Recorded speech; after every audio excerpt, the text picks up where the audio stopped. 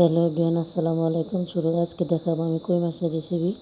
মাছটা ধুয়ে লবণ দিয়ে দিলাম, হলুদের গুঁড়া দিয়ে দিলাম, মরিচের গুঁড়া দিয়ে দিলাম, সুন্দর করে মাখিয়ে নিব। চুলায় কড়াই বসিয়ে আমি পরিমাণ মতো তেল দিয়ে দিলাম। এখন মশলা মাখানো মাছটা ভালো করে মাখিয়ে দিয়ে দিলাম। মাছটা দিয়ে দিলাম। আসলাম 5 মিনিট পরে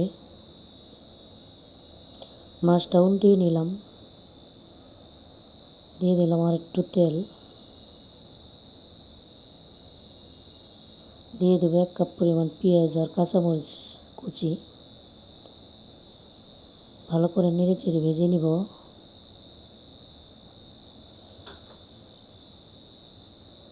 দিয়ে দিলাম একটু সামান্য পানি,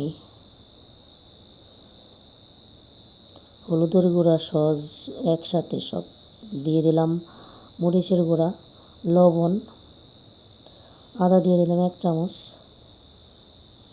ভালো করে নেড়ে চেড়ে কষিয়ে নেব ভালো করে। সিজনের টমেটো ফ্রিজে ছিল আমার সিদ্ধ করা, সেগুলো দিয়ে দিলাম।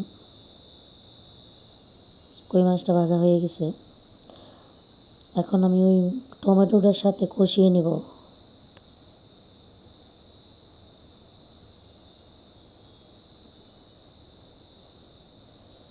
ভালো করে কষিয়ে নেব নেড়ে চেড়ে।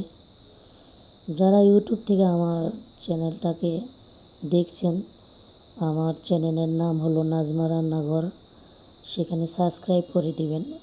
আমার সিজনের ফুলকপি ছিল ফ্রিজে ফ্রোজিং করা। আপনারাও চাইলে এক সিজনেরটা আরেক সিজনে এভাবে খাইতে পারেন। হাফ সিদ্ধ করে হলুদের গুঁড়া দিয়ে হাফ সিদ্ধ করে ফ্রিজে রাখলে 1 বছরের ডাল 1 বছর খেতে পারেন। তো দিয়ে দিলাম 1.5 কাপ পরিমাণ পানি। দিয়ে এখন ঢাকনা দিয়ে ঢেকে দিব। সিজনের ফুলকপি এগুলো রাখলে টমেটো অনেক মজা লাগে খেতে। ঢাকনা দিয়ে ঢেকে দেবো। ফিরে আসবো 10 মিনিট পর।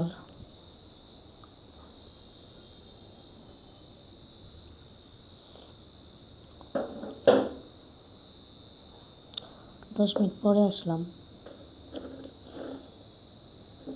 দিয়ে দেব ধনিয়া পাতা।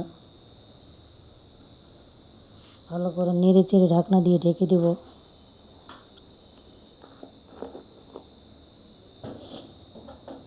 দিয়ে দেবো সেই মশলা।